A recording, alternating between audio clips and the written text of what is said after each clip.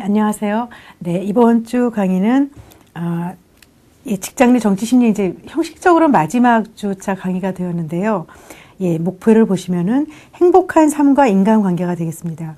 어쨌든 뭐 직장 내 정치 심리라고는 하지만, 그러니까 직장이 우리 인생에서 차지하는 비중이 높고 결국은 그저 노력하는 게 행복을 위한 거기 때문에 행복이라는 주제를 한번 주제로 삼아봤습니다. 그 다음에 자기 실현과 성숙의 심리학.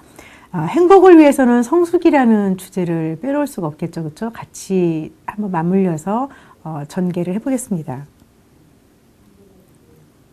네, 사전학습인데요. 여러분들은 그렇다면은 행복하게 되려면은 우리 삶에서 어떤 조건이 있어야 되는지, 삶의 어떤 조건이 우리를 행복하게 만드는지 잠깐 생각나는 걸 한번 생각해 보세요. 뭐가 있어야 된다, 뭐 이렇게 뭐 필요 조건, 충분 조건을 비롯해 가지고 어떤 것들이 우리를 행복하게 만드는지를 이제 생각해 보시기 바랍니다. 네, 행복한 삶과 인간관계는 이제 우리는 누구나 사실은 행복을 원하기 때문에 뭐 행복이라는 것 자체가 없으면은 이거의 반대말인 불행이 없을까요? 근데 우리가 이렇게 뭐를 단정 짓는다는 거, 또는 정의한다는 거, 말로 표현하기 때문에 오히려 그게 한계가 될 수 있습니다. 뭔가 행복이라는 말이 있기 때문에 그죠? 정의하게 되고 어떤 게 행복이다. 사람마다 차이가 있겠죠. 그리고 그게 아닌 경우에 뭐 불행하다 한계를 짓고. 근데 어쨌든 과연 행복이란 무엇이고 또 어떤 상태에서 그 행복감을 느끼는지 또 삶의 어떤 조건이 앞에서 우리가 사전학습에 나온 것처럼 행복하게 만드는지 그리고 행복한 삶을 위해서 우리가 이제 어떤 노력을 해야 되는지 이런 것들 이제 많은 주제들이 뭐 예나 지금이나 항상 우리에게 아마 영원히 따라다닐 주제가 될 것 같습니다. 그 다음에 삶의 중요한 영역이 그 중에 하나가 인간관계죠. 그렇죠? 눈만 뜨면 뭐 자나깨나 심지어 꿈속에서도 사람을 만나기도 하고 그래서 직장 내 정치 심리라는 게 사람과 어우러져서 그 속에서 내 목표를 이루는 거기 때문에 인간관계가 원만하고 성숙해야지만 그러니까 원만하다는 거는 뭐 젊었을 때 뭐 반짝하는 인기를 누리거나 이런 게 아니고 상황에 맞게 원만하게 성숙하게 하는 게 이제 행복한 삶을 위해서 필수 조건이기 때문에 인간관계를 또 다시 한번 정리를 해보겠습니다. 그래서 원만하고 성숙한 인간관계가 무엇이고 행복을 위해서 인간관계를 제껴놓을 수가 없다면은 어떤 게 기준이 돼야 되는지 그러니까 어떤 인간관계가 바람직한 건지를 살펴보겠습니다. 이제 최근에 행복 심리학이라는 말이 많이 나오고 있는데요. 그러니까 최초의 심리학은 인간이 적응하기 위해서 뭐 심리검사라는 게 지능검사라는 게 나온 배경도 갑자기 미국에서 전쟁 상황이 생기면서 전쟁 상황에 맞지 않는 사람들 그래서 그 사람들 걸러내기 위해서 급하게 만든 게 이제 뭐 비슷한 말 반대말 언어성 검사와 동작 검사가 나온 겁니다. 근데 이게 이제 점점 시간이 지나면서 우리에게 뭐 성공이라든지 행복이라든지 그래서 최근에 심리학에서 행복에 대한 관심이 많이 이제 늘어나고 있는데요. 행복 또는 뭐 삶의 질 요즘에는 대통령이나 정치 이슈에도 삶의 질을 높여주겠다는 공약이 나올 정도죠. 그죠? 삶의 질 그리고 또 주관적 안녕 웰빙이라는 말 복지 이런 것이 결국은 나라에서 아무리 잘해줘도 주관적이기 때문에 자기 입장에서 볼 때 웰빙이 돼야 되기 때문에 요즘에는 삶의 질이나 주관적 안녕 이런 연구들이 많이 이제 뭐 사회복지학과라든지 뭐 심리학 기타 등등 나오고 있는데요. 그러니까 행복이라는 건 너무 좀 추상적이기 때문에 요즘에는 오히려 뭐 논문을 쓰거나 할 때는 행복이라는 걸 어떻게 측정해야 될지 애매하기 때문에 삶의 질이나 주관적 안녕, 만족도 같은 거를 연구하고 있습니다. 그래서 여기서 이제 긍정심리학이라는 새로운 분야가 나왔습니다. 그래서 요즘처럼 긍정심리학이 나오기 전까지는, 이전까지는 행복을 추구하기보다는 어떻게 하면 불행을 극복할지. 뭐 우리나라만 보더라도 그죠? 6.25 전쟁 치르고 또 그 앞에 일제시대가 있었고 또 우리나라 자체가 굉장히 역사적으로 침략을 많이 받은 민족이고 그러니까 어떻게 하면은 극복을 하고 어떻게 하면 빨리 안정되고 그죠? 잘 먹고 살까. 뭐 그래서 불행을 극복하는데 시급하고 절실했는데 이제는 어느 정도 극복하고, 물론 지금도 또 다른 문제가, 이제 뭐 아파트 짓고 뭐 집집마다 시골에도 냉장고가 들어오고 자동차가 다 있고 보편화가 됐는데, 그러고 나니까 이제 환경 재앙이라든지 또 다른 문제가 오고 있지만, 어쨌든 그래도 이제는 그죠, 불행은 불행이지만 또 한편에서 여전히 행복을 추구하게 됐다는 겁니다. 근데 이렇게 우리가 이제 그 강의 주제로 삼은 것은 불행을 극복하고 나면은 행복이 늘어나는지, 그건 아니라는 겁니다. 먹고 살만하면 또 다른 그죠, 걱정이 나오고, 사람들이 약간 그 뭐 감사할 줄 모르는 마음도 있을 테고, 그 만족에는 끝이 없기 때문에 그렇겠죠.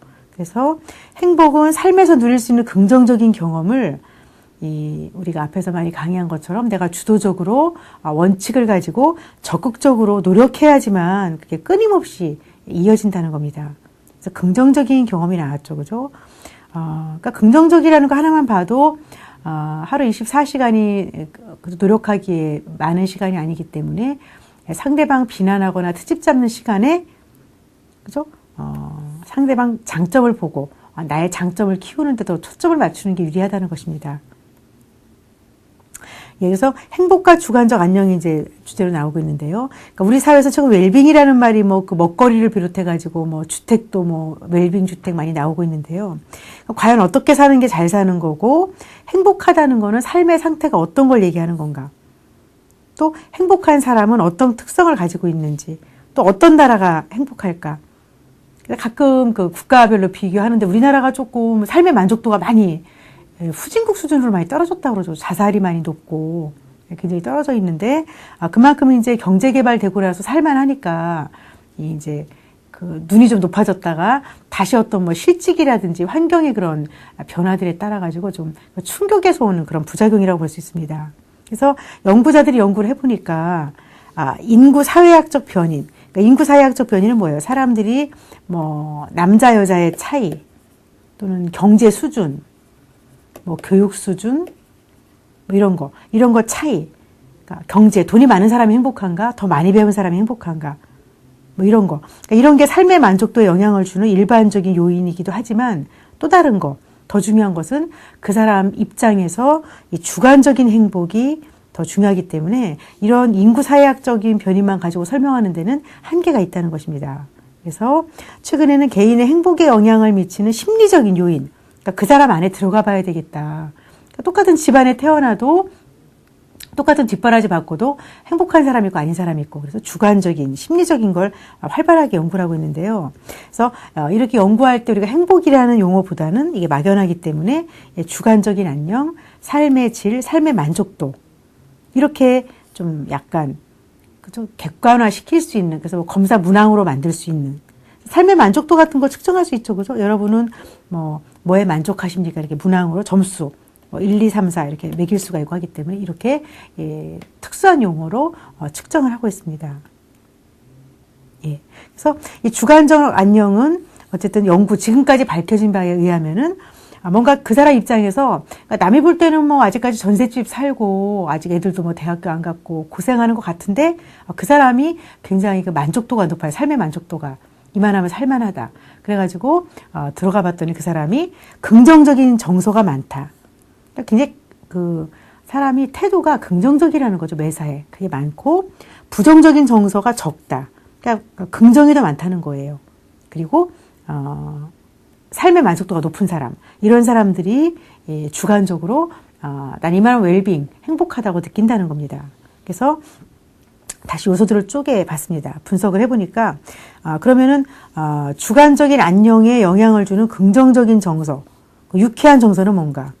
그러니까 하루 24시간이 모여서 1년이 되고 평생이 될 때 하루에 그 즐거움을 느끼는 시간이 많다. 그러니까 눈 뜨면서 오늘도 또 나에게 기회가 주어졌구나, 이렇게 생각하는 사람. 그리고 마음이 즐거우니까 고양된, 에너지가 이렇게 좀 충전된, 고양된 느낌. 뭐 술이나 그런 마약 같은 거 먹고 붕 뜬 거는 일시적인 고양이죠, 그죠? 환각이죠. 근데 그게 아니고 건강하게 고양된 기분. 그러니까 만족스럽고, 자기 있는 그대로의 자부심을 갖고, 자긍심, 그리고 애정, 자기와 남에 대한 애정이 있고 행복감을 느끼고, 뭐 환희, 뭐 이거 약간 환희까지 느끼려면 정말 정신적으로까지 안정이 되고 좀 추구하는 목적이 있는 사람이어야 되겠죠, 그렇죠? 이런 거, 이런 감정이 많은 사람인데 주관적 안녕을 방해하는 불쾌한 정서는 죄책감. 아침에 눈 뜨자마자 나 어제 그거 안 했어, 뭐 어떻게 할 걸. 마음이 과거에 그런 어두운 데가 있죠, 그죠? 또 뭐 잘못하면 어떡하나 죄책감, 수치심, 슬픔, 불안이나 걱정.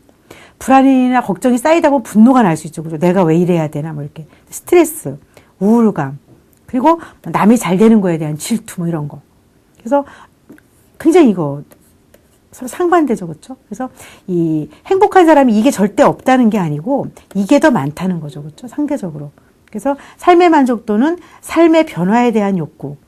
아마 삶이 불만스러운 사람 같은 경우는 그냥 이대로 유지가 됐으면 좋겠는데 불안하죠. 그렇죠? 삶이라는 거는 아직까지 밝혀진 바로는 모든 것은 변화한다는 거죠. 그러니까 도인들이 아무리 돌을 닦아봐도 영원한 게 없다. 그래서 뭐 동양의 무아 사상이 있잖아요. 그죠? 이 무는 영어의 nothing이 아니죠. nothing이 아니고 아무것도 없다는 게 아니고 변화하니까 있다고 주장할 게 없다는 거예요. 이게 나라고 주장하지만 계속 저도 변하고 있고 제 마음도 변하고 있고 또 죽는다 그래서 몸은 죽지만 영혼이 있고 뭐 이러기 때문에 그 의미에서 영원하다고 붙잡을 게 없다. 그래서 허무하다는 게 아니고 그렇기 때문에 지금 있는 이 순간 더 노력을 하라는 뭐 이런 의미. 악착같이 너무 집착하지 말라는 의미겠죠. 그죠? 그래서 이런 유쾌한 정서가 담았고 감사할 줄 아는 사람들은 벌써 삶의 변화에 대한 욕구. 그러니까 오늘보다는 내일이 뭐 달라지길 바라고 뭐 이런 거. 그러면은 오늘보다 내일이 달라지길 바란다면 뭐예요? 사장님이 월급 더 많이 주면 이게 아니고 내가 어떻게 하면 될까? 이렇게 하는 사람들. 그리고 현재에 만족하고 과거는 지나간 대로 또 경험이었다 만족하고 미래에 대해서 지금처럼 하면 잘 될 것이다. 뭐 이렇게. 그리고 자기 삶에 대해서 내 삶에 중요한 영향을 미치는 주변에 중요한 사람이 있잖아요. 그래서 나를 평가해 주는 사람들. 그 타인의 그 견해. 이거에 대해서도 나름대로 어떤 기준을 가지고 있다든지 이런 거. 이게 이제 그 사람 만족에 영향을 준다는 겁니다. 그래서 이 주관적 안녕에 좀 방해가 되는 건 뭐예요? 그 삶의 변화를 거부한다든지 현재 과거의 미래에 만족하지 못하고 내 삶에 중요한 영향을 미치는 타인의 견해에 대해서 굉장히 반박을 하거나 부정적일 때 만족도가 떨어진다는 겁니다. 여러분들 게시판에 올라오는 거 봐도 거의 이 범주 안에 들어있어요. 뭐 슬프다, 우울하다, 행복하지 않다, 내 주변에 중요한 사람이 나를 평가해주지 않는다, 뭐 이렇게 그죠?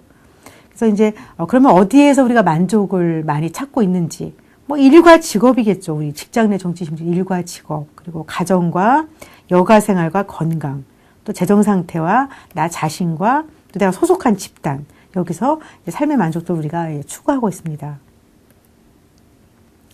그래서 이 주관적 안녕에 영향을 미치는 주요한 요인들을 다시 꼽아봤을 때 성격적으로 외향적인 사람이 내향적인 사람보다 외향적인 걸 영어로 익스트로버티브라고 그러죠. 버티브. 그다음에 이 내향적인 사람을 인트로버티브라고 하는데 내향적인 사람이 불행하다는 의미가 아니고 그 외향적인 사람들은 좀 뭐라 그럴까 그 자기 표현을 하고 긍정적인 게 있다는 겁니다. 내향적인 사람들은 신중하고 생각이 많은 건 좋은데 자칫 그게 자책감이나 남과 비교하면서 열등감을 키우거나 어두운 마음으로 가지만 않으면 내향성도 괜찮습니다. 그리고 정서가 얼마나 안정됐냐 불안하냐. 안정된 사람이 훨씬 그죠? 행복하겠죠. 그리고 자기를 있는 그대로 존중하는 사람. 이기적인 자기 존중하고는 다르죠. 그 다음에 낙천성. 그 다음에 뭐 기왕 벌어진 상황이라면은 낙천적으로 생각하자. 또 통제에 대한 긍정적인 환상. 굉장히 중요합니다. 하나씩 살펴보겠는데요. 그래서 결론적으로 요거를 하나 문장으로 만들면은 외향적이고 낙천적이면서 자기 존중감이 높은 사람이 행복감을 느낀다. 그러니까 어떤 상황이 벌어졌을 때 자기를 솔직하게 드러내고 외향적으로 낙천적으로 잘 될 거라고 생각하고 자기를 지나치게 깎아내리지 않는 사람이 행복하다고 느낀다는 겁니다. 특히 자기 자신이나 미래에 대해서 환경에 대해서 내가 통제할 수 있다를 높게 평가하는 사람, 긍정적 환상을 지닌 사람이 더 행복하고 또 성공도 하는 확률이 높다고 합니다. 그래서 긍정적인 환상이라는 거는 그 파지티브 일루전이라고 돼 있죠. 그렇죠? 일루전이라고 하는 거. 그래서 이 통제한다고 하는 것은 보니까 굉장히 앞으로 뭐 실직도 많다고 그러고 요즘에 그래서 뭐 특성화된 고등학교, 대학을 안 가고 고등학교 먼저 가서 취직을 아예 하는 사람이 나올 정도로 각광을 받을 정도로 이제 삶이 그죠? 그 취업에 대한 거, 또 취업한 사람들은 자리를 얼마나 지킬 수 있는지, 또 은퇴 시기라든지 평균 수명은 늘어나는데 굉장히 그 경제랑 관련된 불안이 우리한테 뭐 자나깨나 잠복이 돼 있어요. 이럴 때 긍정적인 환상은 그러니까 세상은 그렇게 돌아가지만 내가 할 수 있는 게 있을 것이다. 남들이 보는 게 중요한 아니고 내가 볼 때. 그래서 그래서 환상이란 말을 넣은 겁니다. 근데 이게 또 지나치면 안 되죠. 그죠? 이게 아주 그거를 이렇게 긍정적 환상이 좋은 효과를 가져오려면 거기에 책임 있는 노력이 따라야죠. 잘 될 거라고 믿으면서 노력하는 사람과 잘 될 거라고 믿는데 노력은 안 하고 그냥 친구랑 술 한잔 마실 땐 그런 거 같고 이런 사람들은 아주 뺀질뺀질하고 보면은 제가 주위에 보면은 정말 우울할 망정 고민해야 될 시간에 막 술 마시고 친구들하고 몰려다니면서 자기 고민을 막 남한테 얘기해서 편들어 달라고 그러고 이렇게. 그런 환상은 어리광이죠. 그렇죠? 여기서 말하는 건 그게 아니고 술을 마시지 않아도 정상적인 상태에서 어쨌든 세상은 어렵지만 내가 할 수 있는 게 있을 거라고 믿는 거, 통제한다는 거. 이게 바로 긍정적인 환상이죠. 뭐 여러분 요즘에 가계빚이 굉장하다고 나오죠. 그죠? 몇 천만 단위가 넘는데요. 어쨌든 이 똑같은 빚이 있어도 그죠? 내가 얼마씩 갚아나갈 수 있을 것이다. I can도 할 수 있다고 믿으면 꾸준하게 실천이 되는데 여기서 그냥 딱 좌절해버리면 어때요? 굉장히 그 파급 효과가 악순환이 되겠죠. 그렇죠? 이런 것처럼. 그래서 이런 마음을 가진 사람은 벌써 뭐예요? 정서적으로 안정이 되는데 그렇지 못한 사람은 정서가 불안정인 사람은 신경증으로 될 수 있다는 거예요.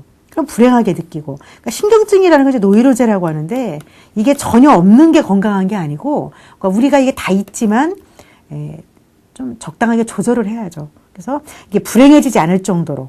그래서 여러분들이 앞에서 자꾸 성격을 얘기했잖아요. 행복하려면 성격이 뭐 외향적이다, 낙천적이다 얘기했는데 외향적인 거 자체가 행복을 가져오는 게 아니고 그 성격에 외향적인 사람이 있다고 합시다. 두 명이 있어요. 외향적인 사람 A라는 사람이 있고 똑같이 외향적이고 낙천적인 사람 B가 있는데 이 사람들이 모두 행복해진다는 게 아니고 중간에 거치게 돼 있어요. 뭐를 거치냐면은 환경을 거친다는 거죠.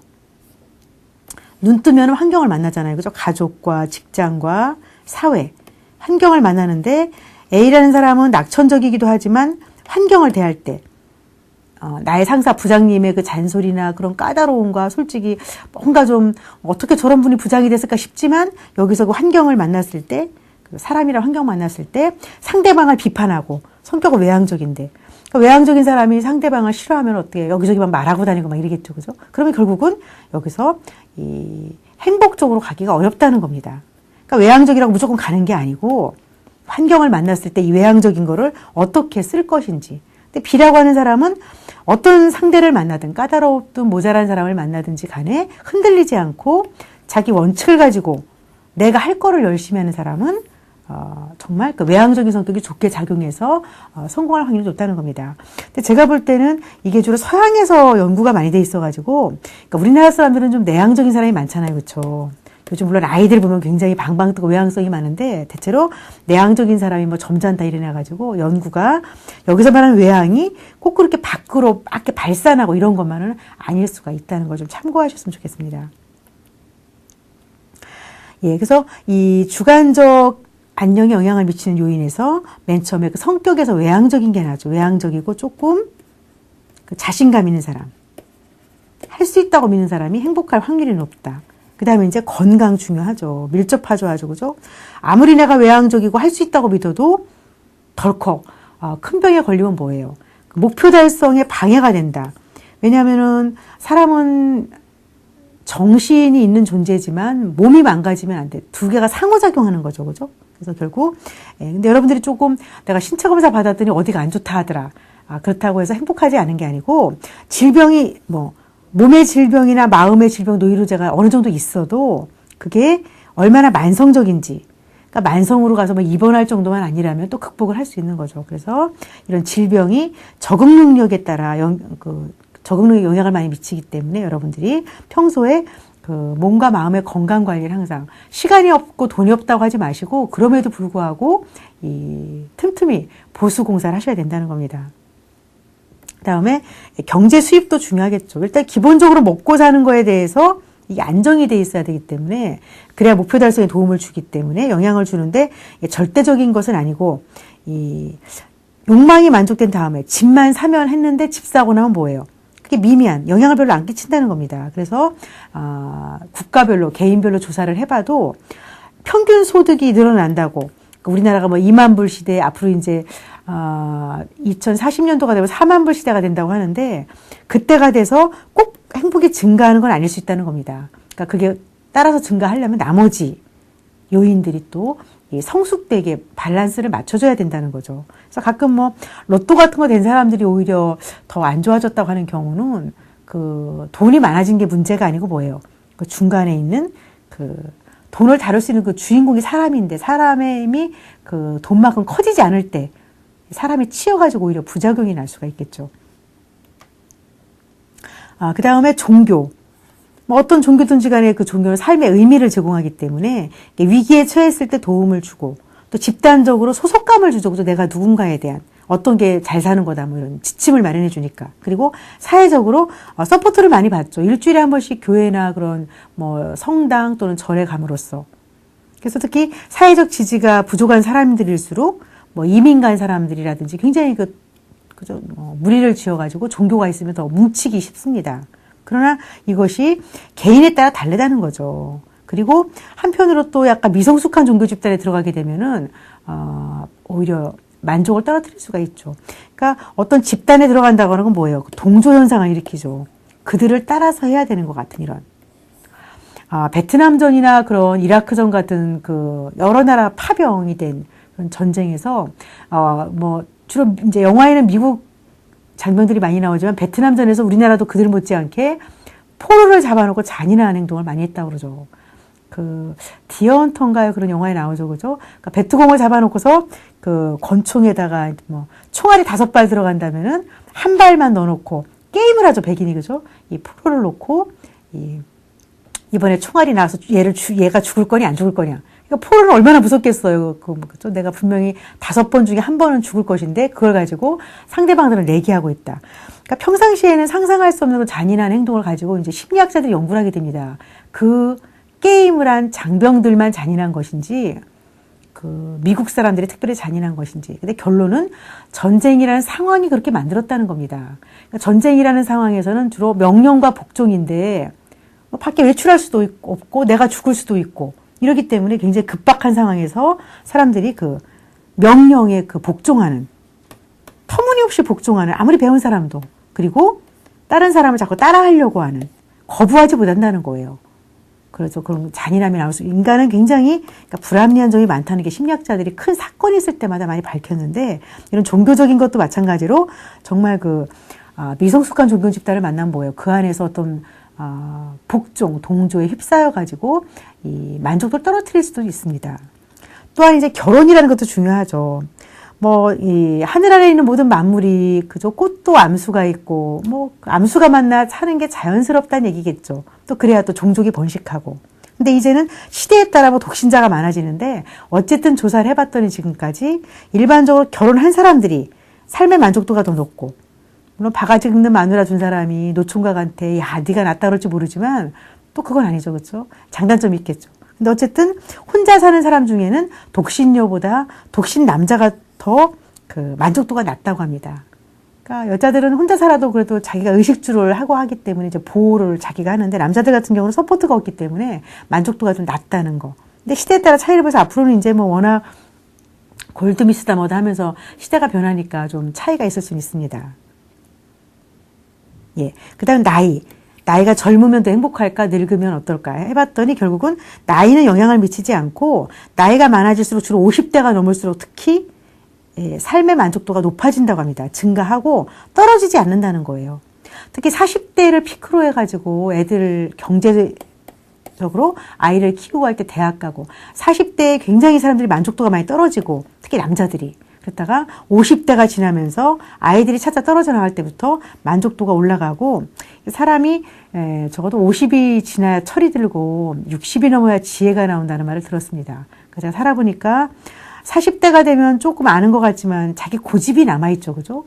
50이 되어도 고집이 남아있는 거 알지만 여전히 또 변하기 힘든데 이제 그 인생의 후반부에 오히려 지혜가 나올 수 있다는 말이 있습니다. 그 다음에 직업과 행복을 조사해 봤더니 역시 영향을 당연히 미치죠. 직업에서 얼마나 의욕과 사기를 느끼는가, 직장에 가서 사기가 충전되는가 뭐 이런 거. 그래서 근데 직장이 있다고 무조건 더 만족스러운 건 아니고 거기서 긍정적인 사회관계를 하는지, 내가 누군지 거기서 확인할 수 있다, 정체감을 느낄 수 있다, 삶의 의미가 직장과 연결된다, 이럴 때 가장 좋고, 또 개인과 직업이 얼마나 들어맞는지, 적성에 맞는지, 또 내가 직장에 부여하는 가치라든지, 또 직장이 주는 나에게 주는 보상, 또 업무가 얼마나 복잡한가, 직장과 가정의 갈등, 이런 거가 이제 직업에 다양하게 영향을 미친다는 게 나와 있습니다. 예, 그리고 이제 그 다음에 이제 교육 수준이 나죠. 교육 수준도 역시 그 행복에 영향을 미치는데, 정적인 상관, 그러니까 조금 많이 배울수록 조금 행복이 높아지는 거는 그만큼 수입이 늘어나고 유리한 직장에 들어가고 지위가 올라가니까. 그죠? 그래서 우리가 이렇게 뭐 사이버 대학도 들어오고 여러분들이 바쁜 중에도 공부하시려고 하는 게 인생 목표를 성취하고 환경에 적응하려면은 일단 배워놓고 보는 게 유리하다는 얘기입니다. 근데 막상 실직을 하게 되면은 많이 배운 사람이 더 불행한 게, 여러분들 그렇죠, 그죠?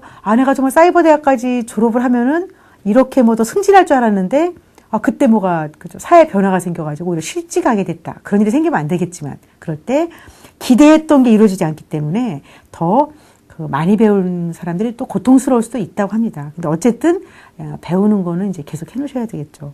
그 다음에 지능과 행복을 조사해 봤더니 영향이 거의 적습니다. 근데 지능이 아주 뛰어나게 우수한 사람들, 뛰어나게 우수한 사람이 행복하려면은 기대 수준이 적절해야 된다는 거예요.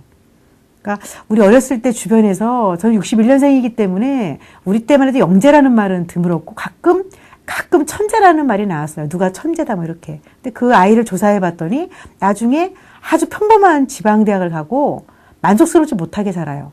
그래서 우수한 사람이 꼭 인류대학을 가라는 게 아니고, 거기에 대해서 얘는 천재였으니까 뭐 하버드 대학을 가겠지, 이게 기대하게 되면은 만족이 떨어질 수가 있다는 거예요. 그렇게 안 될 때. 그렇기 때문에 지능이 일반 사람보다 아주 높을 바에는 그 기대 수준을 좀 조절하는 거. 왜냐면 사람의 성공이나 그런 것들은 중간에 머리만 가지고 되는 게 아니죠. 그죠? 노력도 들어가고 많이 들어가기 때문에 그게 기대치가 너무 높아 놓으면 오히려 실망할 수 있다는 얘기가 되겠습니다. 예. 그 다음에 이제 행복하게 되기 위해서 우리가 이제 성숙한 걸 얘기하는 거죠. 어쩌면은 행복이라는 걸 자꾸 생각하면 우리가 불만스러울 수가 있는데, 과연 내가 성숙한 사람인가, 한 사람으로서. 근데 마음이 좀 수그러들죠. 그렇죠? 근데 알포트라는 학자가 조사해 봤더니 성숙한 사람들은 확장된 자기감각, 자아감이 있다는 겁니다. 그러니까 자아가 나이가 들면 우리가 발달해 나가는데, 어린아이들은 자아가 완전히 자기중심적이죠. 엄마가 나에게 맞춰주기를. 근데 그게 발달해 나가면서 관심이 다양해지고 경험을 통해서 자아는 확대되게 돼 있습니다. 그때 확대가 되면서 대상이 많아지고 여러 가지 활동에 흥미와 관심을 가지고, 그죠? 나를 벗어나서도 진지하게 참여하고, 이렇게 완전하게 자기를 바치는 거, 이렇게 헌신까지 가게 되면은 굉장히 그 사람은 성숙한 사람이죠. 그 사람은 내 행복을 위해서만 살지 않고 자기를 뛰어넘는 사람들, 그죠? 뭐 이렇게 완전한 관여라는 거. 눈치 보고 한 발 들여놓을까 말까, 이 속에 있을까 없을까가 아니고 정말 자기가 진지하게 어디에, 그죠? 자기를 투입하는 거. 이게 성숙한 사람이라는 겁니다. 그런 사람들이 사회를 변화시키죠. 그 다음에 성숙한 사람은 두 번째로 많은 다양한 사람과 우호관계, 그러니까 뭐 인기를 끌고 싶어 하거나 그런 게 아니고, 우호관계는 뭐예요? 모든 인간의 그런 공통적인 고통이나 실패, 이런 거, 또 기쁨을 이해하는 능력, 그러니까 관용적인 태도. 그러니까 그 앞서서 자아가 확대돼 있어야겠죠. 나를 뛰어넘어서, 그죠? 나를 뛰어넘어서 다른 사람에게 진지하게 참여해서 완전히 그 사람에게 관여, 남의 일이 아니고 그 사람에게 관여하는 거기 때문에 우호관계는 그런 거죠. 인간성을 바탕으로 한 그런 따뜻한 관계를 맺을 수 있다는 겁니다. 그리고 벌써 이런 게 된 사람이니까 마음이 안정돼 있겠죠. 내 거를 챙기려고 하는 마음은 항상 눈치 보고 사실 불안하게 돼 있어요. 근데 벌써 이렇게 이 두 가지만 돼 있어도 사람이 안정이 돼서 자기 내부와 사회적인 갈등, 그죠? 자기 내부, 나는 이런 사람이고 사회는 어떻고 인간 본성은 어떻다. 인간 본성이 정말 그죠? 선한 면도 있고 악한 면도 있고 이걸 모두 알고 받아들인다는 거. 그리고 자기를 받아들일 수 있으니까 뭐예요? 좌절을 견딜 수가 있다는 겁니다. 자기를 받아들이지 못하는 사람은 좌절을 못 견디죠. 항상 나는 이래야만 하는데 왜 안 될까 뭐 이렇게. 근데 내가 이럴 수도 있구나 받아들이면은 또 인내심도 생기고 또 상대방에 대해 너그러워지겠죠. 예, 그 다음에 현실적인 지각을 한다. 신경증적인 사람은 이제 우리도 여기 많이 신경증일 때가 있는데요. 욕망과 두려움이, 욕망이 있으면 두려움은 친구처럼 따라오죠. 그림자처럼. 이렇게 욕망과 두려움. 그래서 여러분들이 두려움이 많다면 잘 들여다보세요. 그 욕망이 있다는 겁니다. 그래서 이 두려움과 욕망이 생길 때 신경증인 사람들은 남의 탓을 한다는 거예요. 외부 현실 때문에. 그래서 왜곡한다는 겁니다. 그걸 또 심리학에서 투사라고 합니다. 자기 마음을 남에게 던져서 바라보는 거, 왜곡되게. 투사라고 그러죠. 일종의 방어 기제입니다. 인간들은 세상을 있는 그대로 보기 힘들기 때문에 전쟁에 나가서 총알을 막는 게 방패인 것처럼 누가 나의 뭐 체면을 상하게 한다 이러면은 내가 그걸 인정하기 싫으니까 이렇게 어느 정도 방어하는 거는 괜찮은데 방어 기제 괜찮은데 그거를 지나치게 했을 때 신경증이 되는 거죠. 성숙한 사람은 현실을 있는 그대로 정확하게 지각하고 누가 나에게 모함을 했다. 그러면 성숙한 사람은 저 사람이 왜 그런 말을 했을까? 나를 한번 돌아본다든지 아니면 저런 사람도 있나 보다. 뭐 저렇게 생각하나 보다. 이렇게 하는 거죠. 그리고 받아들이고 미래를 정확하게, 현재를 정확하게 보니까 미래를 정확하게 예측하고 미리 준비할 수가 있겠죠. 근데 신경증적인 사람들은 뭐예요? 굉장히 내가 인정받고 싶다는 욕망이 강한 사람이에요. 누가 나의 흉을 조금만 봐도 노이로제 걸리죠. 자나깨나. 왜 그랬을까? 그 사람에게 모든 것을 왜곡해가지고 부정할 수가 있다는 겁니다. 또 현실 성숙한 사람은 내가 완성해야 될 과업을 갖고 있다. 그죠? 그리고 완성할 과업이 뭐예요? 나를 위한 게 아니고 아무래도 그죠? 이 세상을 위한 그런 큰 목적을 위한 일을 가지고 거기에 자기를 완전히 그죠? 투신할 수 있다는 거. 그래서 내가 가진 능력과 정열을 가지고 그 정당한 일에 몰입해서 헌신하고 책임지기 때문에 삶의 의미가 있고 하루하루가 긍정적이고 그 살맛이 난다는 겁니다. 활력적이라는 거. 그래서 요즘에 몰입이라는 책이 많이 나오더라고요. 한 가지에 쏙 빠져드는 거죠. 그렇죠? 이렇게. 술 깨고 나면 이렇게 다시 돌아오는 게 아니고 완전히 몰입하는 거. 약물을 먹지 않고. 그건 뭐예요? 몰입이라는 걸 우리가 뭐 기도를 통해서 또는 명상을 통해서 예부터 심리학 없을 때 몇 천 년 전부터 인류 전체가 해왔던 거죠. 이렇게 마음을 차분하게 몰입하면은 벌써 뇌가 확장이 되죠. 나가 점점 커져가지고 헌신하게 되고 뭐 이렇게. 그래서 굉장히 어린아이들도 그렇고 자꾸 반복되는 실수를 하거나 잘못했을 때 꾸중하는 거. 말로 이렇게 하는 것보다는 오히려 그 아이에게 엄마랑 같이 10분 동안 손잡고 이렇게 기도를 한다든지 안 되면 그냥 성경책 같은 걸 아무데나 또 불경책 놓고 읽는다든지 이렇게 하는 게 훨씬 더 그 아이의 그런 밝은 걸 끌어낼 수가, 마음을 차분하게 해주면 건강한 면이 또 나오게 되죠. 예, 그 다음에 성숙한 사람은 자기를 객관화하는 능력이 있다.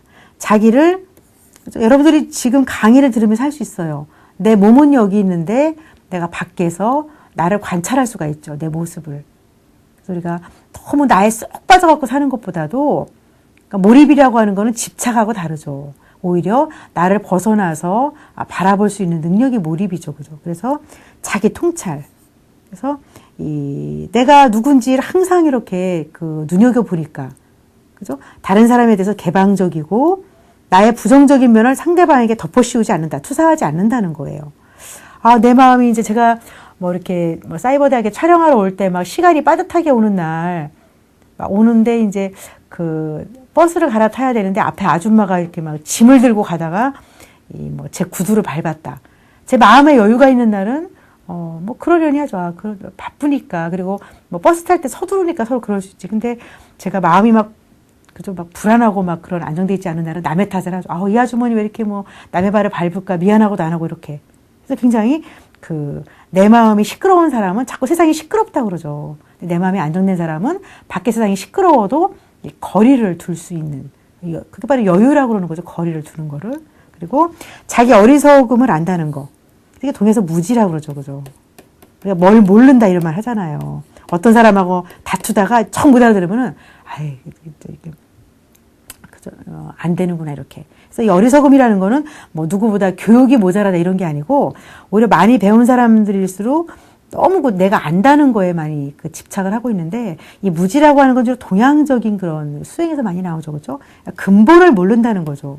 우리가 왜 이렇게 세상에 태어났고, 그죠? 죽게 되고, 뭐 종교에서 얘기하지만, 그거를, 말씀을 들어서 아는 거지. 내가 깨달아야지만 그때 통찰이죠. 근데 그 전까지는 우리가 무지에 쌓여있기 때문에, 그렇기 때문에 어떤 면에서 이제 운명이 있을 수밖에 없다는 거죠. 내가 아무리 발버둥을 쳐도 내가 근본을 모르니까 자꾸만 나의 방식을 강조한다. 그러니까 뭐 다람쥐 쳇바퀴 돌다 사는 거죠. 근데 조금 뭐 이제 수행을 하거나 좀 내다보는 사람들이 이제 뭐 이렇게 남의 운명을 가르쳐 주기도 하는데 결국 이렇게 운명이 정해져 있다는 건 그만큼 우리가 내가 내 근본을 모르고 반복하고 있다는 거예요. 그러니까 제가 강아지를 키워보지만 어떤 날 실수해가지고 이제 큰 강아지들은 이제 끈이 풀어지면 큰일 나잖아요. 사고가 나니까. 근데 제가 모르고 이 끈을 이제 조절하다가 모르고 안 맸어요. 그러니까 이 목에 줄이 안 매어 있는 거죠. 근데 한 5분 동안 딴 일 보고 오다 보니까 강아지가 이 끈이 풀어져 있는지도 모르고 그 자리에서 안 벗어나고 있어요. 그러니까 강아지는 항상 뭐예요? 주인이 모르고 끈을 안 매도 나는 요만큼 움직인다는 걸 알고 진돌이가 여기서 왔다 갔다 하고 나는 천만다행이죠. 근데 아마 진돌이가 보기에는 주인이 저도 마찬가지일 거예요. 그러니까 주인님은 나보다 행동 반경이 넓은 것 같지만 그래봤자 뭐 이렇게 사는 사람이구나. 마찬가지라는 거죠. 우리가 근본을 모르면은, 그러니까 왜 이 생명이 나고 죽는 걸 모른다면은 또 그거를 머리로만 하면 그거는 아니죠. 그죠? 그래서 그건 우리가 학교에 다닌다고 알 수 있는 것도 아니고 종교에만 몰입한다고 알 수 있는 것도 아니고 열심히 사는 만큼 하늘이 가르쳐 주시는 것 같아요. 그래서 민심이 천심이라는 말 그런 거잖아요. 그죠? 정치혁명이 일어날 때도 정말 나라가 부패했을 때 그때 이제 뭐 민중 봉기가 나는 것도 벌써 민심이 알아요. 이거 안 되겠구나, 도대체 이런 거. 그래서 우리가 어리석음에 대한 그런 통찰. 그러니까 저도 정말 고치려고 하는 게 안 되는 그런 게 많았었는데 이제 한번 그런 이제 수련회를 갔는데 이제 지도하시는 분이 정말 여러분들 무지가 죄다. 아무리 10년 동안 그런 이 종교 기관에서 반복해도 고쳐지지 않을 때 답답하신 마음을 그죠. 정말 이게 잘못이라고 말은 하지만 여러분들이 반복하는 건 머리로 알지만 안 되는 거예요, 그게. 그럴 때 이제 그게 무지가 죄구나. 그래서 우리는 여러분들이 이 직장 내 정치 심리를 제가 아무리 교과서를 여러 가지 찾아보고 해도 내가 어리석다는 거.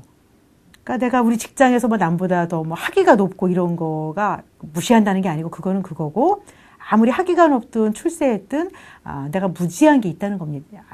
있다는 거. 그러니까 내가 못났다는 걸 알아야 좀 철이 든다고 합니다. 그렇게 되면은 여유가 생기고 그러니까 내가 나에 대해서 여유가 생기고 남에 대해서 여유가 생기니까 유머 감각이 좀 나온다는 겁니다. 그래서 좀 꼬장꼬장한 어른들이 나이가 들면서 좀 이렇게 유머 감각이 나오잖아요. 그래서 살아보니까 악재까지 살아보니까 안 되는 게 있다. 그리고 자기 꼴을 본다 그러잖아요. 그죠? 모양이란 얘기잖아요. 순수한 우리나라 말로. 이제 좀 철이 드는 사람은 자기 꼴을 보게 되니까 내 꼴이 이런데 남의 트집을 잡을 그런 시간이 없죠. 나부터 정리하기 바쁘기 때문에 이제 그걸 수강생들 중에서 이제 20대거나 어리신 분들은 이런 말이 조금 이제 그렇죠? 거리감이 느껴지겠지만 또 어리면 어린 대로 지혜로운 분들은 또 아마 눈치를 채실 거예요. 내가 누군지를 끊임없이 밝혀 나가는 게 지금 세상의 흐름. 한편으로 경제 발전이지만 또 한편으로 의식이 이제 맞잡아가고 있다는 겁니다. 그래서 여러분들이 그러기 위해서 일단 갑자기 보따리 싸가지고 수행하러 가시라는 게 아니고 그러니까 일관성 있는 삶의 철학, 그러니까 변하지 않는 어떤 삶에 변하지 않는 그런 삶의 목적이 있어야 된다는 겁니다. 철학. 그러니까 미래지향적이고 기나 멀리 내다보는 그런 목표와 계획. 그래서 내 삶을 통해서 완수해야 될 뚜렷한 목적의식과 의무감을 가지고 일관성 있게 뭐 어떤 날은 회사도 나가기 싫고, 여러분들 학생들, 그죠? 뭐, 군대 갔다 와서 적응하기 힘들고, 여러 가지가 있겠지만, 노력해도 안 되는 게 있겠지만, 그래도 흔들리지 않는 그런 삶의 철학이 있으셔야 되기 때문에, 그러기 위해서는 뭐 책을 더 보는 것도 중요하지만, 내 주변의 모든 사람이 나의 스승입니다.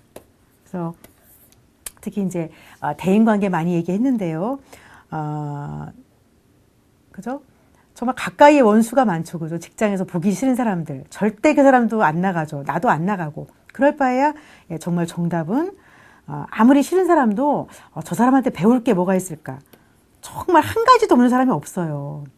정말 너무너무 싫은 사람인데도 배울 점이 있다. 몇 가지가. 그죠? 이렇게. 그래서 그 배울 점을 닮으려고 그러고 싫은 점에 대해서는 어떻게 하면 되겠어요? 싫은 점에 대해서는 난 저걸 정말 닮으면 안 되겠다. 뭐 이런 사람.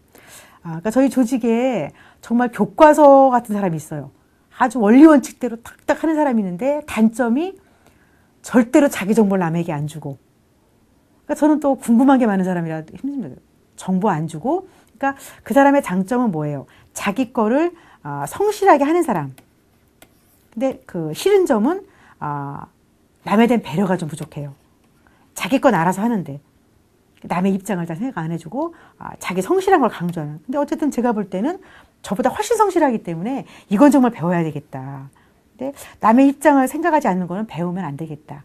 그래서 두 가지만 연습하면 성공한다고 합니다. 그래서 간단한 거죠, 그죠? 그러니까 싫은 사람한테 그것만 너무 탓하지 말고 그러니까 배울 점을 배우고 싫은 점은 난 저렇게 하면 안 되겠구나. 그런 걸 이제 배우라고 이제 강조를 하고 있습니다. 예, 또 리프라고 하는 사람은 행복한 사람의 6가지 특성을 또 조사해 봤더니 행복한 사람들은 환경 통제 앞에서 나왔던 거죠. 그죠? 그러니까 거의 비슷한 얘기를 많이 합니다.